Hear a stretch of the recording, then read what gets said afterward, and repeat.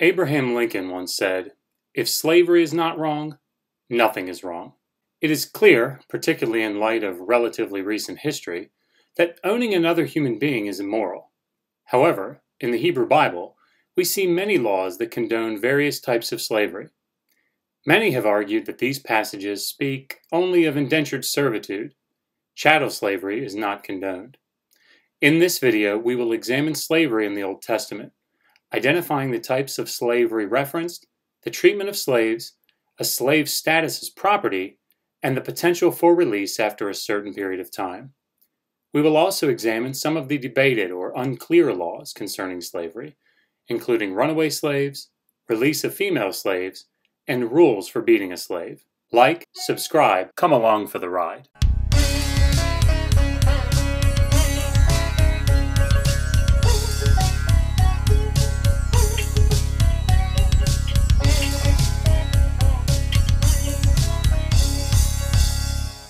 The issue of slavery in the Old Testament is often a source of contention in discussions about morality in the Bible. As my grandfather says, it is a topic that often generates more heat than light. Do the Old Testament laws really condone slavery? If so, is it only indentured servitude, often considered a type of voluntary employment or debt repayment, like working at Chick-fil-A or earning a credit card? Or were there actually chattel slaves, who were owned and passed down to the children of the owner as inheritance? The answers to these questions are not only important for understanding the ancient Near Eastern context of Iron Age Israeli culture, but they also inform and shape interpretations of the Old Testament, and ultimately Christianity in general. I would like to begin by presenting a general overview of slavery in the Hebrew Bible, including the various laws for Hebrew and foreign slaves and their treatment. While you may not think so, given the constant debate on some of these issues, scholars in the field are generally agreed on many of these issues. Of course, that doesn't mean you should just believe what I say. But given the contentious nature of this topic, I think it is important to frame what I'm going to present with scholarly consensus on many of the topics under discussion. In the second part of the video, we will examine those passages that are more widely debated. Some of these issues include: do the laws in Exodus 21 all refer to debt slaves, chattel slaves, or just slaves in general? What is the punishment for the master in Exodus 21 who beats his slave to death? When a slave runs away, as described in Deuteronomy 23, is it describing a local slave or a foreign slave that escapes to Israel? Does the required release of both male and female slaves in Deuteronomy 15 contradict Exodus 21, where only male slaves are to be released? In each case, I will attempt to present the evidence for the varying positions, along with my own conclusions. Before we dive into the details, I wanted to cite some of my sources so that you can check my work and follow along. First, the major biblical texts that we will be dealing with are Exodus 21, Leviticus 25, and Deuteronomy chapters 20 to 23. Of course, we will cite a variety of other Old Testament texts, but these passages will be the focus of our investigation. Although there is a great deal of discussion and debate concerning the composition and development of the Covenant Code in Exodus, the Holiness Code in Leviticus, and the Deuteronomistic laws, we will only address aspects of this complex debate sparingly in this video. When we consider secondary sources, there is a sea of articles, monographs, and edited volumes related to slavery in the Hebrew Bible. Because the goal of this video is to make this topic accessible to a more general audience of non-specialists, here are some reputable scholarly resources that will be referenced here. We will also put them in the video description below. Let's begin with the two general types of slaves that are described in the Old Testament: Hebrew slaves and foreign slaves. Hebrew slaves could become slaves in several different ways. First, they could sell themselves into debt slavery. Debt slaves were individuals who, for a variety of reasons, found themselves indebted to someone, and either sold themselves or members of their family into slavery. A thief who could not pay back his debt could be purchased. An Israelite could also be born into slavery. Hebrew debt slaves were to be released after serving for 6 years, or during the year of Jubilee. According to Leviticus 25, 39 to 40, he is to be treated as a hireling rather than as a slave. Many biblical apologists that I hear appear to describe slavery in the Old Testament in terms of debt slavery. While there is indeed a set of laws in place for the Hebrew slave, there are others for the foreign slave. Foreign slaves could be acquired in war, through purchase, and by birth. One of the clearest distinctions between Hebrew slaves and foreign slaves with respect to the law is the foreign slave's status as property. Debt slaves were to be released after 6 years. Compare this with the laws of Hammurabi from the 18th century BCE, where a debt slave is to be released after serving 3 years. However, foreign slaves could be kept for life and passed down to the master's heirs after his death. The Hebrew term used here is 🀭, which almost always refers to landed property. For example, in this particular passage, Leviticus 25, we see the word used 12 times, 10 of which refer specifically to land that is perpetually owned by an individual or family. Quiriquinho notes the distinction between debt slaves and chattel slaves with respect to their status as property, referencing the laws of Hammurabi. Quote, "These laws demonstrate that citizens who became debt slaves were not to be regarded as property of their creditors. The creditor has only purchased the service or capacity for the work of these debt slaves. While certain rights pertaining to debt slaves were also in special cases extended to chattel slaves, the latter were always regarded as the property of their owners." The treatment of slaves in the biblical laws is consistent with what we see in other ancient Near Eastern cultures. In general, slaves are expected to be physically disciplined by their masters. In Exodus 21, 20-21, a passage that we will return to in more detail later, we see a master striking his slave with a wooden rod, the same disciplinary instrument that was used on children. The law appears to deal with the issue of a master who has gone beyond punishment or discipline with his beating. If a master puts out the eye or a tooth of a slave, that slave is to be set free. Daughters could be sold to masters as wives under biblical law. According to Exodus 21, such a slave wife would not go free after the 6 years of service, as the male slaves would. An Israelite could also procure a wife from among the captives taken in war. In both cases, the slave wife is given certain rights as a wife. Should the owner husband decide to sever the relationship, he cannot sell her, as she has been dishonored. Though the biblical law is much later, it is consistent with the laws of Hammurabi, which state that if a man marries a slave woman, after the owner dies, the slave wife and her children are freed, and they may remain in the master's house and use it. However, she may not sell the property, unless the husband had declared her children to be full children. Having discussed some of the basic and commonly agreed upon aspects of slavery in the Hebrew Bible, let's turn to some of the passages and aspects that are debated among scholars. We will begin by discussing whether the slaves under consideration in Exodus 21 are debt slaves or chattel slaves, particularly in verses 20-21. There is a lengthy discussion on this debate with extensive bibliography in Quiriquinho's Debt Slavery in Israel in the Ancient Near East. Let's take a look at the passage. "And if a man strikes his male or female slave with a rod and they die under his hand, he will surely be punished. However, if he survives a day or two, he will not be punished, because he, or it, is his silver." Okay, there are a number of issues with these two verses. First, what does the root nakam, translated here punished, mean in this context? Second, what does the phrase he or it is his silver mean here? Finally, does this refer to a debt slave or a chattel slave? Let's take each of these issues in turn. First, the word punished. Without going into a great deal of linguistic detail, the verb nakam is generally used in contexts of vengeance, resulting in one person killing another. This would seem to indicate that, in this passage, the master is to be killed if the slave dies from his beating. However, there are some complications with this interpretation. First, there is a phrase that is consistently used in this chapter when referring to the death penalty. For example, in Exodus 21:12, "The one who strikes a man that he dies, he will surely be put to death." The same verb appears in verses 14, 15, 16, 17, and 29. Second, there is a distinction made in the chapter between the slave and the freeman. A rather striking example appears in verse 32, where if an ox, who is known to be dangerous, gores and kills a slave, the owner of the ox is to pay the owner of the slave 30 shekels of silver. However, in verse 29, if that same ox gores a man or a woman, not a slave, the owner is to be put to death. This same sort of distinction appears to also occur in verses 20 to 21, when compared with verses 12 to 13. If a man kills another free man, he is to be put to death. However, if it was an accident, then he could flee to a city of refuge. While it is not clear, I am of the opinion that the death penalty is not in view in verse 20.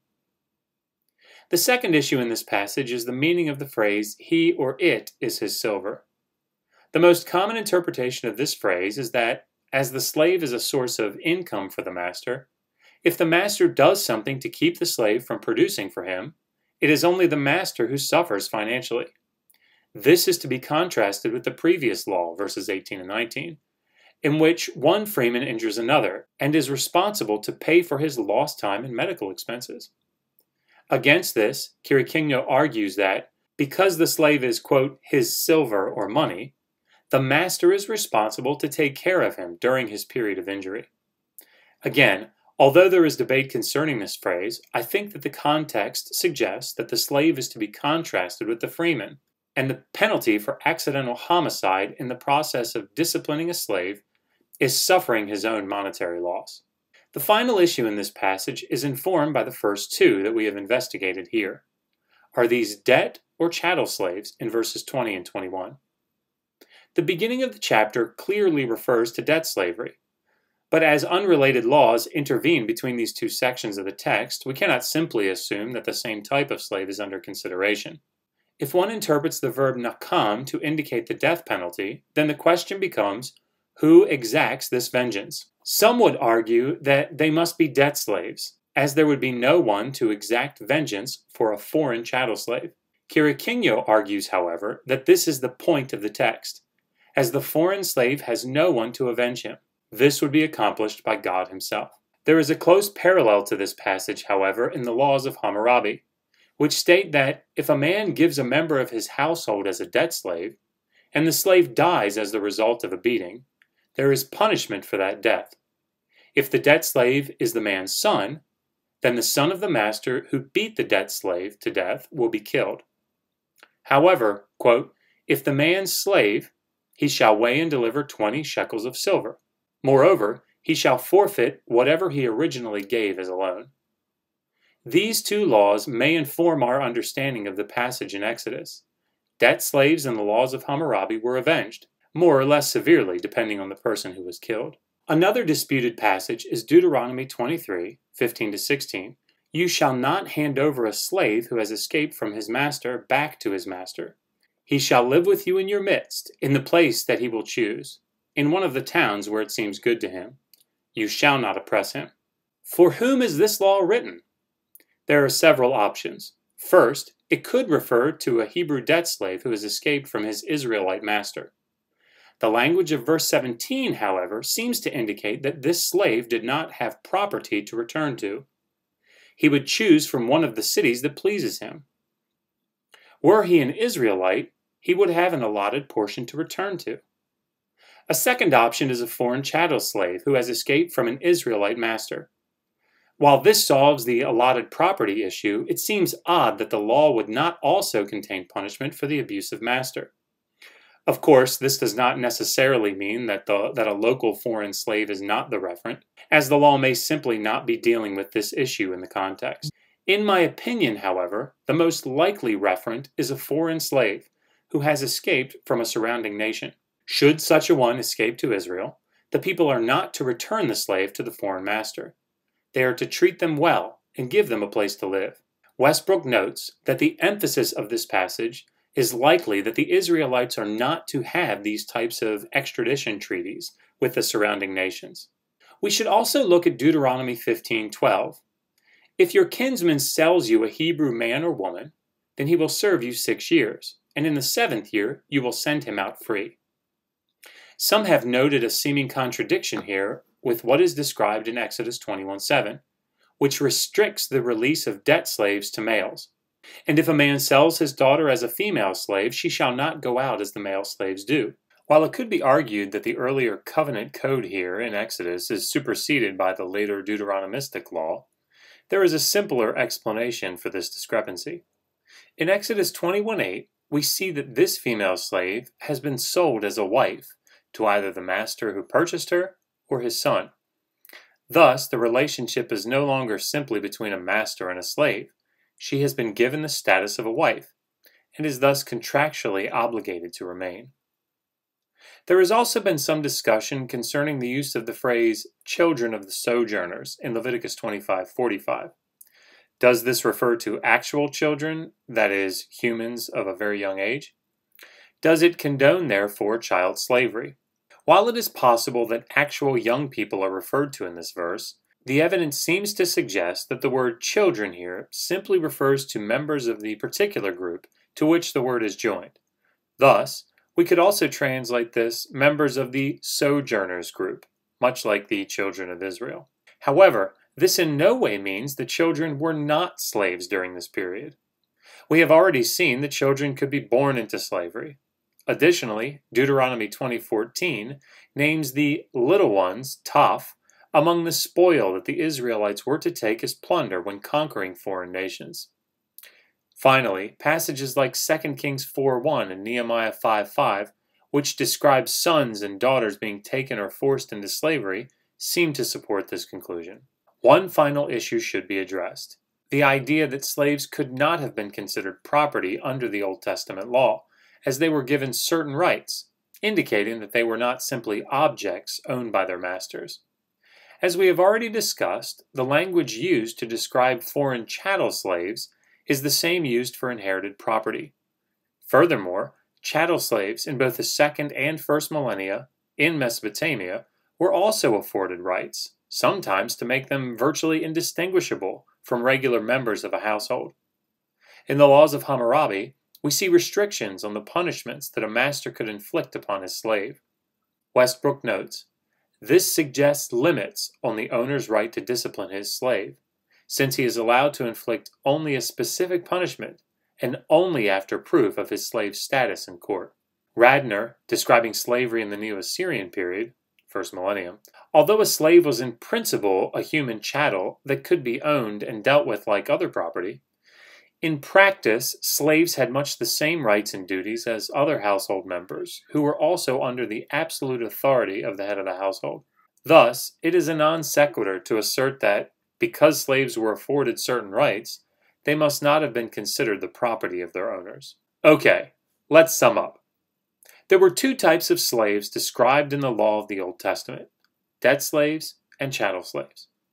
Israelites were to be treated as debt slaves, while the law called for chattel slaves to be acquired from the nations around, or the sojourners living among the people. Debt slaves were to be released after serving for 6 years, or in the year of Jubilee, but chattel slaves were considered property to be kept for life and passed on as inheritance. Slaves could be beaten, sometimes severely, as a form of discipline. Women could be sold as slave wives, or could be captured from among the survivors of foreign wars. We also discussed the more debated aspects of the topic of slavery. I argued that the word punished in Exodus 21 does not seem to refer to the death penalty, and that the phrase, "he is his property," likely indicates that the loss of production from a slave is the burden that the master must bear, as the slave is a source of income for his or her lord. Finally, concerning this passage, I suggested that the laws of Hammurabi may support the interpretation that a debt slave is in view. We examined the disputed passage of the runaway slave in Deuteronomy 23, which we determined likely refers to a foreign slave who has sought refuge in Israel, rather than a local slave who has escaped his Hebrew master. We determined that there is likely no contradiction between the release of both male and female slaves in Deuteronomy 15:12 and the restriction of release only to male slaves in Exodus 21:8, as this latter passage refers to a slave wife. We noted that, while child slavery is likely not in view in Leviticus 25:45, there are other passages that describe the enslavement of young people. Finally, we addressed the notion that the rights afforded to slaves indicated that they were not considered to be property. In fact, they were. What conclusions can we draw from this evaluation of slavery in the laws of the Old Testament? First, The argument that slavery in the Old Testament was, quote, not so bad, or better than other forms of slavery, is misguided and arguably futile. By modern standards of morality, the slavery in the Old Testament would be resoundingly condemned. Second, we should not expect that the writers and editors of the Hebrew Bible were operating independent of their cultural context. As we have seen, there are numerous parallels between the laws of the Old Testament and those found in the wider ancient Near East.